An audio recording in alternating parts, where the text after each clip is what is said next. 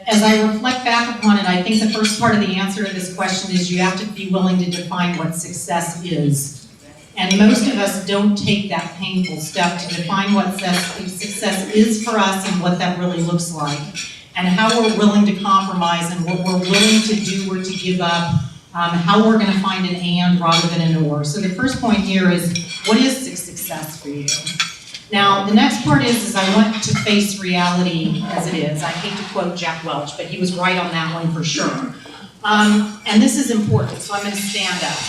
Because I'm going to slightly disagree with Sherry.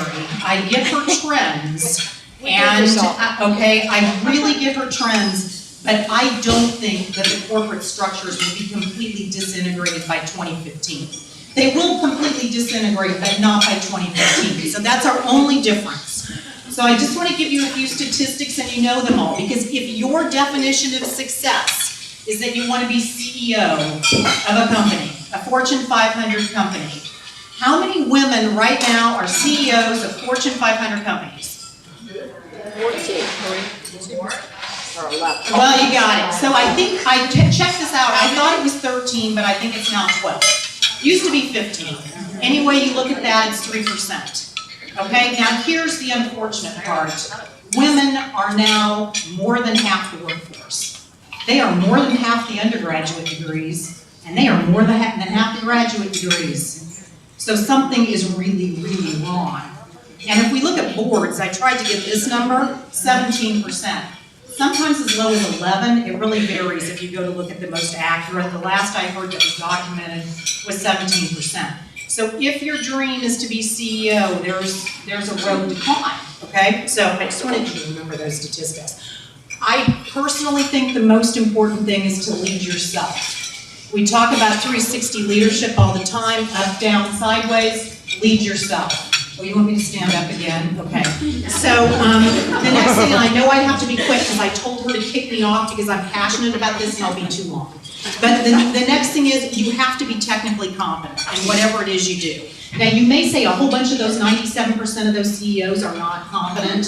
Well, forget that because we're going to do it competently, okay?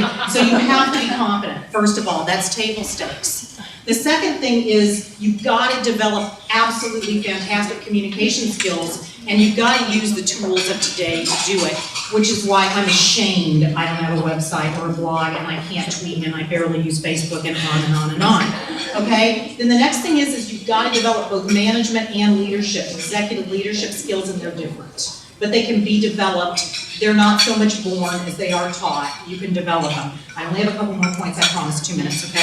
So then this one's really important. You have to pick your battles.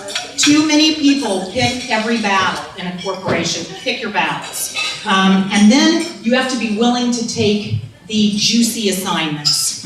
And that probably means some risk and really putting yourself out there. And one thing you can do to minimize your risk is to get some sponsorship. Frankly, I never had very much, but to really get some sponsorship within the company. And I want to share with you that I just read a book, and I sort of like this book, sort of. So it's not a rousing recommendation, it's just a kind of, it made me think, and that's good. And it's actually by a person who challenged me to go to executive coaching school before I hung out my shingle. And the book is called, I have to look at it because I just read this, it's called Break Your Own Rules. And the premise of this book is that we have a way of thinking that prevents us from getting ahead. And it's a quick read, it's about 150 pages, I won't go into it unless somebody has more questions in the follow-up. The thing I don't like about it is it reeks a little bit of you have to become more like a man, and I'm not sure how I feel about that. I reserve the right to come back and talk to you more about that. But, so that's kind of what I think you have to do if you want to move up the corporate ladder. I want to tell you what my success was, and it was very simple. Hire the very best people I could find, people who were smarter than me, people who I thought deserved to take my job, and then really take care of them and create the most trusting environment I could for them, give credit to them, and help them find whatever their version of work-life balance was. So that was way longer than I was supposed to be, sorry.